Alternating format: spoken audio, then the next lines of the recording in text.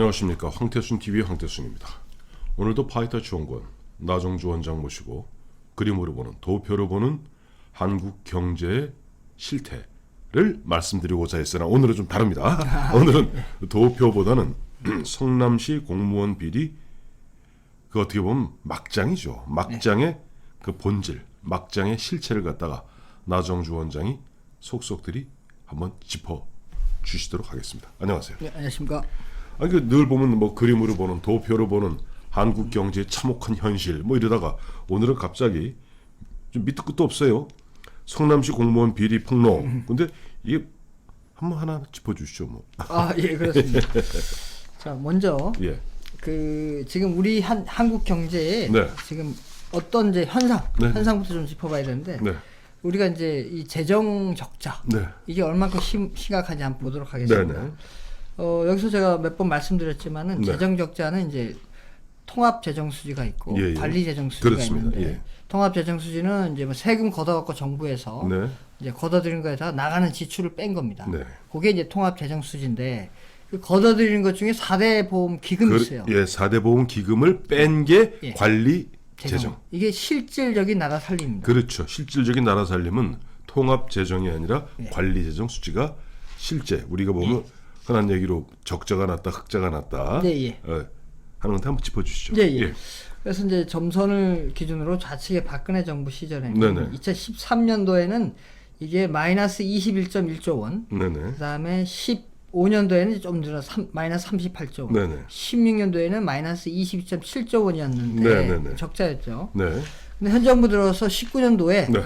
54.4조 원으로 어이구, 확 내려갑니다. 확 내려가죠. 그러다가 한마디로 집안 살림 못했다는 얘기입니다. 예, 예, 네. 예. 올해는 지금 이것도 이제 이거 매월 이게 누적됩니다. 네네. 이게 지금 8월 달까지 나왔거든요. 그럼 뭐 100조가 넘겠네. 그렇죠. 현재까지 8월 달까지 볼 때 마이너스 96조니까 예, 예.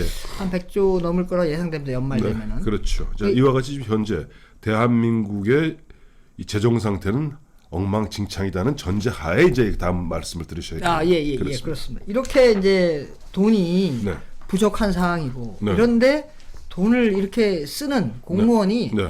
이 혈세가 줄줄 새고 있는 네. 공무원의 어떤 비리, 네. 그걸 좀 폭로하고자 합니다. 근데 왜 성남시예요? 이재명 씨가 싫으세요? 아, 이재명 씨는 전임 시장이구나. 예. 은수미 씨가 싫으세요? 싫은 게 아니고 여기 이제 자료가 이제 예, 예. 성남 시민연대, 네. 성남을 바꾸는 시민연대에서 네네. 이게 행정정보 공개 청구를 했습니다. 그래서 네네. 이걸 여러 번 청구해서 어렵게 이제 어느 자료가 나와서 예. 그래서 설명을 드리는 겁니다. 이 출처는 월간중앙 2020년 11월호에 나온 예. 코로나19 시대 공무원들은 이렇게 배를 불린다. 고발. 예, 그렇습니다. 사실 이 얘기 들으면서 저는 구한말을 생각해요. 우리 구한말의 당시 탐관 오리들이 예. 그야말로 백성들의 고혈을 짜서 자신들은 어마어마한 배를 불리지 않습니까? 우리가 뭐 중학교, 고등학교 국사 시간에 배웠습니다만은 뭐 백골증펀이 황구 첨정인이 해서 심지어 돌아가신 분한테도 세금을 매기고 갓 태어난 아이한테도 세금을 매기고 오죽했으면 백성들이 살다 못 살아서 도망가고 산적이 되고 드디어는 홍경래의 난이 나고 나중에는 그 유명한 보면 녹두장군 전봉준 네.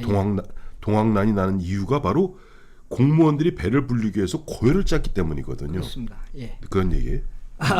뭐 고혈을 짰기보다는 이제 네. 나라 돈을 그냥 줄줄 그냥 새도록 타먹는 거죠. 그런 거는 우리 세도라 그럽니다. 세금을 갖고 도둑질하는 세도입니다. 예. 세도. 성남시 이게 뭐 우리 나정주 원장이 뭐 성남시 뭐 지금 현재 은수미 시장이나 예. 전임 이재명 시장이 믿거나 싫어서가 아니라 예. 마침 보니까 성남을 바꾸는 시민연대에서 네. 행정정보 공개 청구를 갖다 어렵게 예. 통해서 어렵게 얻은 자료가 나왔기 때문에 이걸 알려드리는 겁니다. 그렇습니다. 예? 그래서 이제 저렇게 적자가 심각한 상황에서 네. 공무원들이 세금을 아껴야 되는데 네네. 이렇게 뒤에 보시면 사례를 보면 이제 깜짝 놀랄 겁니다. 네. 사례 한번 보시겠습니다. 네. 하나하나. 첫 번째 사례는 이제 성남시청에서 네. 성남시의회 참석 시에 이제 출장비 수령한 경우입니다. 아유, 그럴 수 있죠. 시청하고 시의회는 멀리 떨어져 있지 않을까요? 한번 보겠습니다. 네. 내용을. 그 경기도 성남시 행정지원과 예. 소속 공무원 A 씨는 네. 작년이죠. 네. 8월 22일 오전 성남시 의회에서 예. 열린 상임위원회 회의에 참석한 뒤에 네. 관내 출장비를 신청해 이제 개인이 이제 하려면 2만 원 받을 수 있습니다. 네네. 2만 원을 받았습니다. 네. 근데 뭐가 문제예요? 성남시청과 예. 성남시의회 뒤에 그림 보시는 것처럼 붙어 있습니다. 그러니까 성남시청과 시의회는 10여 미터 길이의 구름다리 통로로 연결되어 있다. 예.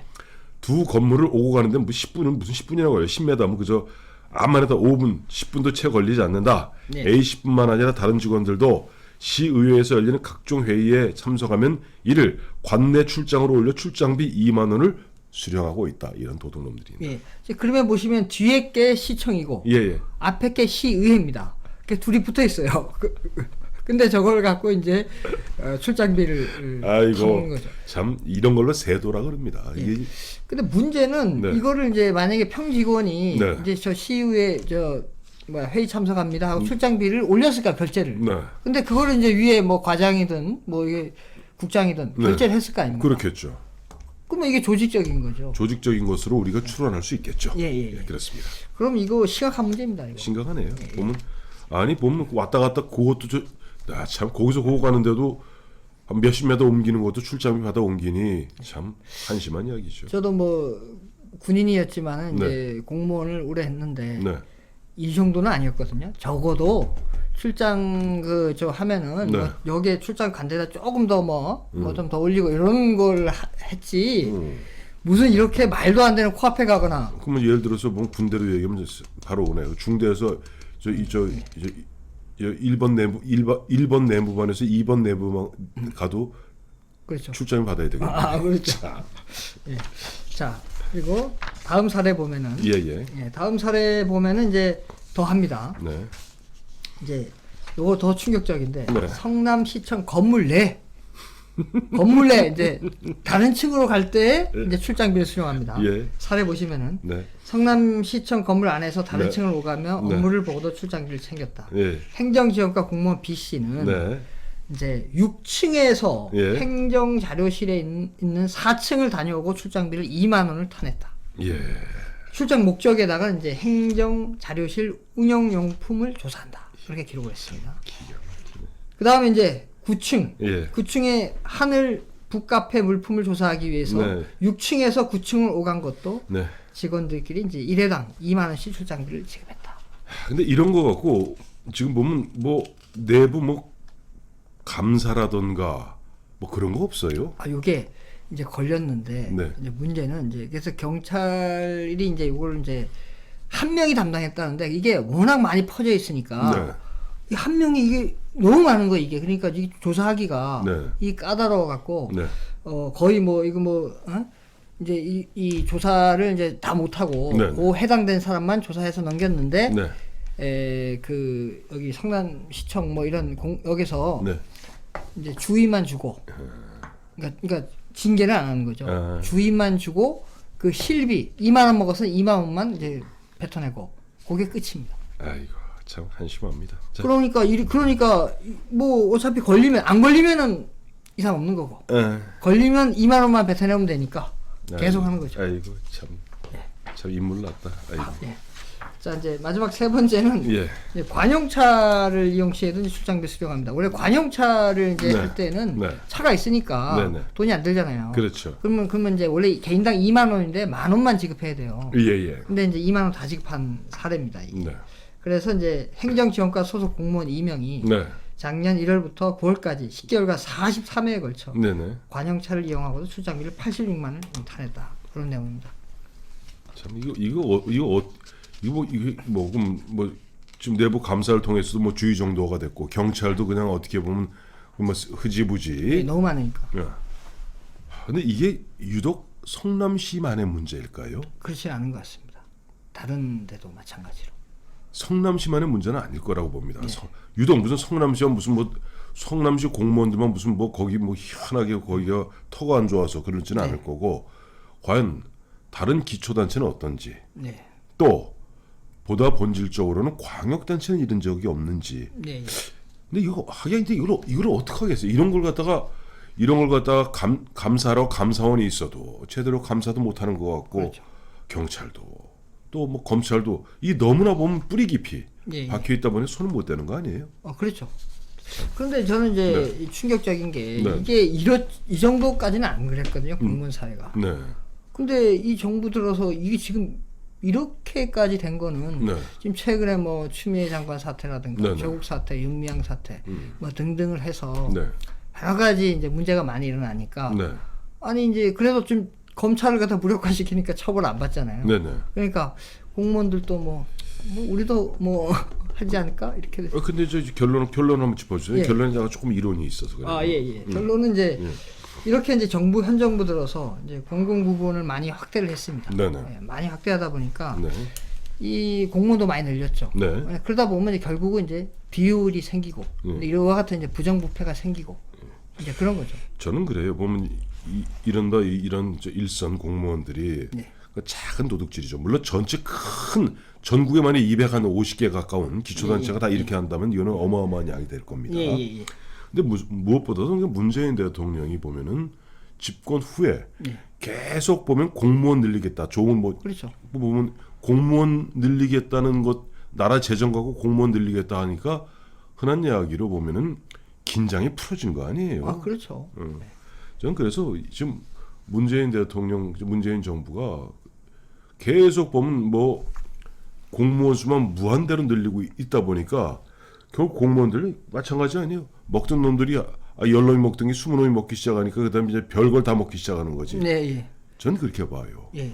그러니까 이게 제가 이제 이게 만약에 민간이면 이게 되겠느냐. 네, 네. 제가 삼성 계열사에 이제 네. 그 차장 되는 분을 이제 만났는데 네. 삼성에서 이제 만 원만 이런 비리 나오면 바로 자른단 말이에요. 파면이죠. 예. 예. 그러니까 민간은 이게 공공은 내 돈이 아니라 생각하니까 네. 이제 이런 문제가 많이 발생. 그래서 저는 이제 이게 우리가 수요와 공급이 만나는 시장 있지 않습니까? 네, 네, 네. 시장에서 가격이 결정돼서 이 가격이 나한테 이윤이 되면 하고 적자가 나오면 안 하고 이게 아주 이제 과학적인 거거든요. 네. 그래서 이런 뭐 이런 비리 같은 게 아주 효율적으로 돌아가기 때문에 네. 이런 비율이 발생될 수가 없습니다. 거의. 물론 이제 시장도 실패가 있죠. 네. 시장 실패는 그럼 정부가 나서 보완하고 시정하는 거죠. 네.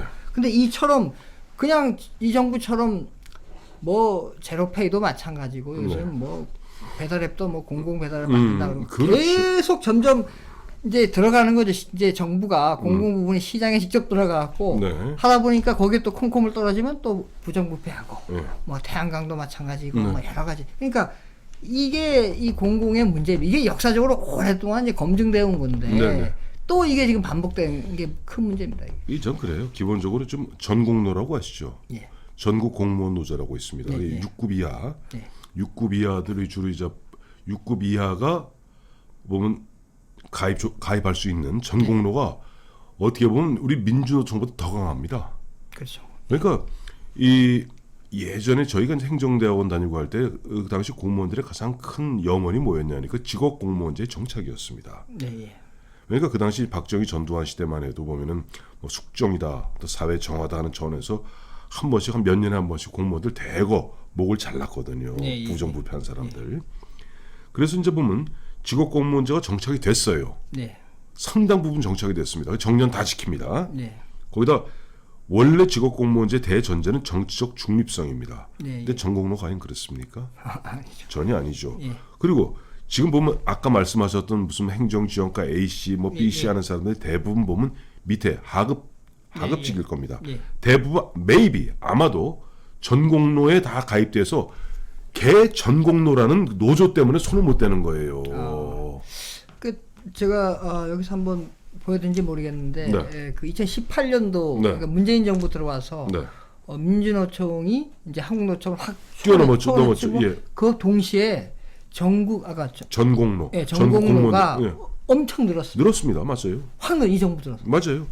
그리고 그 우리 직업 공무원제 정착의 대전제인 정치적 중립성은 땡입니다요. 네. 전공로는 이념적으로 어쩌고 저쩌고 해서 어떻게 보면 현 정부, 좌파 정부에 어떻게 보면 철저하게 서로 공생하는 네. 예. 그런 관계가 되어버린 것이죠.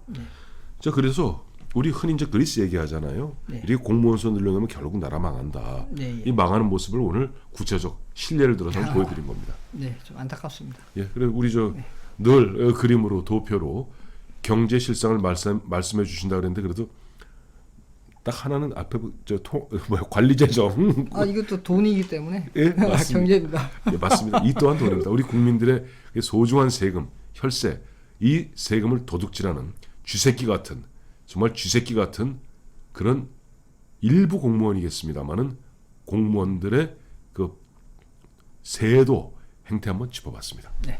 감사합니다. 감사합니다.